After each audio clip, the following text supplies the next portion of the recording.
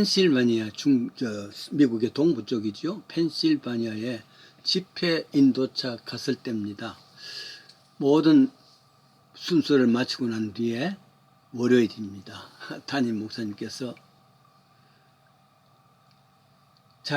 이 동네 가까이에 아미시 공동체가 있으니까 가보자 그럽니다. 아미시 공동체는 시카고 가까운 지역에 혹은 인디애나 혹은 미시간에 들어 있습니다. 그러면서 펜실바니아가 제일 큰 공동체이기 때문에 한번 가봐야 된다. 그래서 같이 갔습니다. 이들은 세상의 공동체라는 것과는 완전히 분리된 구별된 공동체입니다.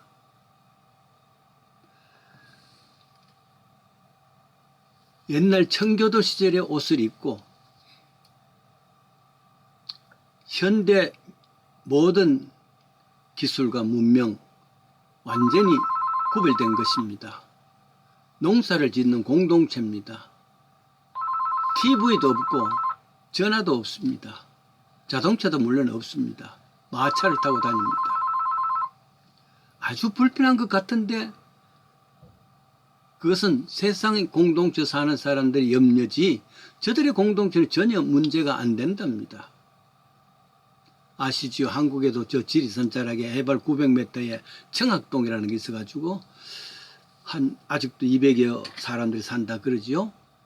총각은 옛날 이조시대 같이 댕기를 찍고 흰 두루마리 갓 쓰고 고무신 신고 수염을 그리는 조선시대의 사람 모습 그대로 사는 사람도 있다 그러지 않습니까?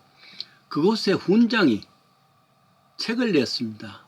세상은 이런 나를 보고 웃기며 나도 세상을 보며 웃노라, 이런 책 제목이 있었는데 그것을 읽어본 일이 있습니다.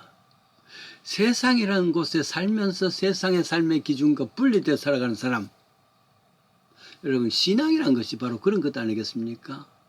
신앙생활 한다고 세상을 떠날 수는 없잖아요. 신앙생활 하면서도 세상을 발붙이고 살면서 세상의 기준이 아니라 하늘의 기준, 하나님의 기준으로 살아가는 것, 이게 분리입니다. 때로는 외롭고 뭐 지레 하고 손가락도 당합니다만은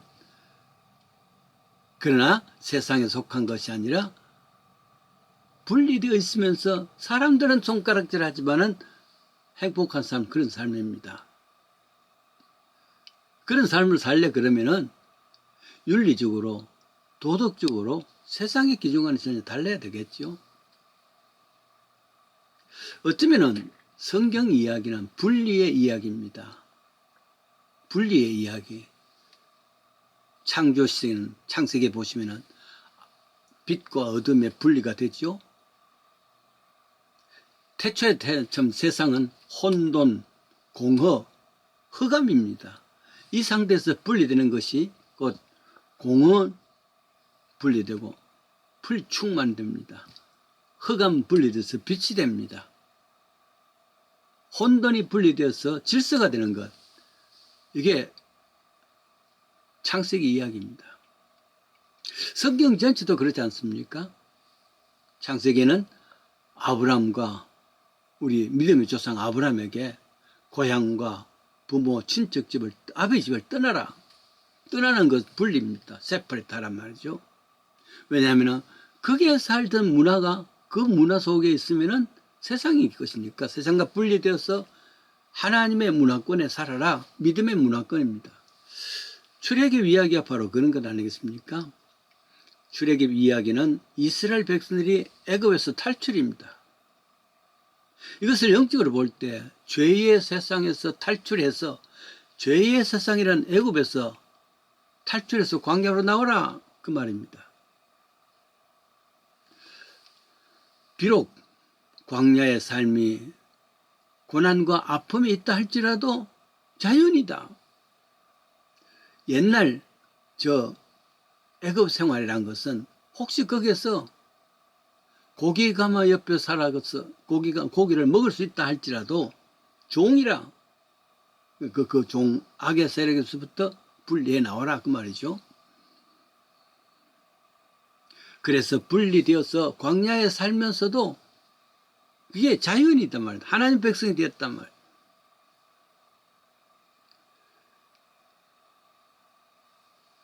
성경의 핵심 이야기인 복음은 구원의 이야기는 분리의 이야기입니다.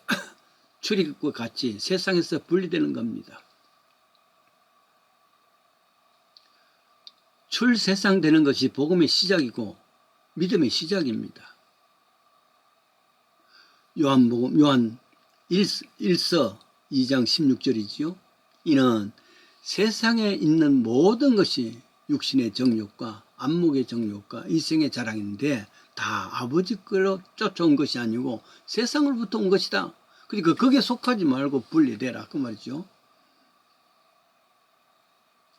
바울이 에베소 교회에 보낸 편지도 그럽니다. 너희는 유혹의 욕심을 따라서 거져가는 구습을 쫓는 옛사람을 벗어버리고 하나님을 따라 의와 진리와 거룩하심으로 지으심 받은 새 사람을 입어라. 에베소 4장 22절이죠. former way, 옛 길, 그것을 put off, 벗어버리고 new self, 새 사람입니다. 새 사람을 put on, 입어라 그 말이죠. 옛 것은 벗어버리고 새 것을 입어라 그랬습니다. 그런 의미에서 성경은 십계명, 즉 하나님과의 관계만이 아니라 인간관계도 있습니다. 즉 윤리관, 도덕관이 세상과 또 분리되어서 있어야 된단 말이죠. 오래전에 우리 어릴 때입니다마는 우리 집으로 들어오는 동리 입구에 큰 교당이 하나 있어요. 교회당 비슷한 게 있었습니다. 나중에 알고 보니까 그것이 원불교라는 교단이었습니다. 나중에 이곳에서 불교의 5개를 들으면서 구별된 존재구나. 본래 원불교는 전남 영광 출신이 되는 박종빈이라는 사람이 1916년도에 불교가 너무 어렵다. 그러니까 불교에서 어려운 모든 신학이라든지 불교학이라든지 이런 걸 떠나서 모든 백성들이 쉽게 프랙티컬하게 살아갈 수 있는 아주 순수한 길이 없겠는가. 그래서 도를 만들어낸 것이죠. 지금도 전북 익산에 본부가 있고 한국에 교당이 한 500여 교당이 있다 그럽니다. 여기서 실제로 실천할 수 있는 그런 훈련을 시키는데 5가지 계명입니다. 한번 잘 묵상해 보십시오. 프랙티스는 끊임없이 그것을 훈련시키는 겁니다. 제일 먼저 무슨 일이 있다 할지라도 무슨 관계가 있다 할지라도 고맙습니다. 이게 생활화가 돼야 된단 말이에요. 고맙습니다. 감사의 상무죠. 고맙습니다. 두 번째입니다. 두 번째는 미안합니다. 사람들 말이죠. 자기 자신에 대해서 I'm sorry 하기가 참 어려운 사람들입니다. 그러나 이 원불교에서 끊임없이 훈련시키게 하는 것은 무슨 일이 있어도 다른 사람에게 어깨가 부딪히더라도 미안합니다. 혹은 무슨 일이 있다 할지라도 미안합니다. 이런 자기를 반성하는 삶을 실천하자 그 말이죠. 셋째는 덕분입니다. 세상은 모두가 자기 잘난 맛에 삽니다. 나 때문에 이랬고 내가 똑똑해서 이렇고 상대를 배려하지 않습니다. 그런데 세 번째 덕분입니다 하는 것은 자기를 낮추는 겸손 아닙니까? 당신 때문에 내가 이렇게 되어졌습니다. 잘 되어졌습니다. 참 귀한 미덕이란 말이죠. 네 번째는 제가 하겠습니다. 사람들은 다 자기가 하려고 합니다. 그러나 어려운 문제 있다든지 자기 손해보는 일이 있다든지 하면은 도망갑니다. 그런데 이 원불교에서 끊임없이 제가 하겠습니다 하고서 자신의 이익이 아니라 손해보는 일이다 할지라도 어려운 일이라 할지라도 솔선수범하는 모습이죠. 이게 구별이고 분리입니다. 마지막 5째는 네 그렇게 하겠습니다. 얼마나 온순하고 순종의 모습 아니겠습니까? 우리가 새 교인들이 교회에 오면은 교회라든지 사상이라든지 성경 여러 가지를 가르치고 훈련을 시킵니다. 근데 생각해보면 사실은요. 교리는 하나밖에 없습니다. 기독교 교리는 하나입니다. 요한복음 1장 12절 영접하는 자 곧 그 이름을 믿는 자들에게는 하나님의 자녀가 되는 백성을 주시되게 한 자녀가 되는 권세를 주셨으니 즉 예수를 믿음으로 나의 신분이 바뀌어진다. 하나님의 자녀가 되어졌다. 그에 대한 믿음입니다. 기독교 교리는 기독교 사상은 기독교 철학은 이거 하나로 충분하다 그 생각합니다. 그 많은 참 책들이 나와 있고 그 많은 설교들이 있다 할지라도 기독교의 가장 첫 번 그리고 퍼머넌트 교리라는 것은 영접하는 자 곧 이름을 믿는 자들에게는 하나님의 자녀는 권세를 주었다는 이런 신분 변화에 대한 확신입니다. 이것만 갖고 있으면 된단 말이에요. 그 외에는 모든 것이 다 부수적입니다.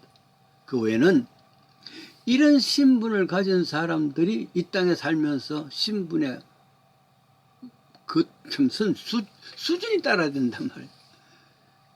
신분에 걸맞을 수 있는 신분, 즉 하나님의 자녀가 되는 권세를 주시는데 하나님의 자녀다운 수준으로 그 행동이 있어야 된다는, 아까 얘기했던 원불교에 나왔던 5가지 그런 정도라도 있어야 된다. 그렇다고 해가지고 그건 신분은 다 잊어버리고 이 수준만 높으면 되느냐, 그건 아니죠. 아무리 수준은 높다 할지라도 신분 자체가 죄의 종이 되지고 신분 자체가 사탄의 자녀가 됐다면 무슨 소용이 있겠어요? 일단 신분이 믿음으로 하나님 자녀가 되었습니다. 그러면 자녀다운 수준이 있어야 되는데 그 수준이 이런 프랙티컬한 훈련입니다. 이런 훈련을 시키는데 여러분 이 신분에 걸맞지 않는 삶을 살면은 여기서 외식이 나오고 사이비 종교가 나옵니다. 하나님의 자녀라는 신분이 바뀌어지면은 거기에 걸맞을 수 있는 수준을 오르게 해서 삶이 달라져야 되지요. 저는 이런 생각을 해봅니다. 새신자들 공부시키지 않습니까? 교리를 이야기하고 사무엘지 이야기하고 창조 이야기하고 그렇게 기독교 신앙을 이야기하고 다 이야기하는데 믿음은 하나, 그를 믿는 자에게는 하나님 자녀가 되는 그 신분 하나 분명하게 하고 그 다음에 그 신분에 걸맞을 수 있는 삶을 훈련시키기 위해서는 신학이라든지 교리든지 이것보다는 차라리 육아에서 말하는 소학이라는 게 있습니다. 소학은 가장 어린 아이들에게 가장 기본적으로 해야 될 윤리입니다. 도덕입니다. 첫글에 어떤 것이 나오냐 하면은 아버지가 날 낳으시고 어머니가 날 길러셨다. 그겁니다. 이 가장 기본적인 거라면 여러분 이런 기본적인 것 엄마 아버지에 대한 감사지요. 엄마 아버지에 대한 효도, 이게 기본이란 말이죠. 이런 걸 가르치는데 이런 하나님의 아들이 되었다는 사람 치고 이런 기본이 안 돼 있으면은 이게 외식하는 자가 되는 것이고 탐욕하는 자가 되는 것이죠. 예수님께서 제일 싫어했던 겁니다. 소학에서 말했던 아버지가 날 낳으시고 어머니는 날 길러셨다. 그 부모를 공경할 줄 알고 그 은혜를 잊지 말자. 이런 은혜를 잘 알지 못하는 사람이 십자가의 은혜 택도 없습니다. 공연불입니다. 가장 기본적인 이 기준을 프랙티컬 끊임없이 참 훈련해서 하나님의 자녀 되었으면 하나님의 자녀다운 삶을 살아가는 것이 진정한 분리입니다. 세상과는 다르단 말이죠. 분명히 하나님의 자녀가 되어지고 하나님의 자녀다운 예수 믿기 전에 사람 되라는 말이 그 말이지 않습니까? 그런데 그건 순서가 잘못됐습니다. 예수 믿어야 돼. 그리고 사람이 되도록 끊임없이 훈련시키는 이 삶을 통해서 세상과는 분리된 하나님의 자녀다운 삶 살아가도록 같이 노력합니다.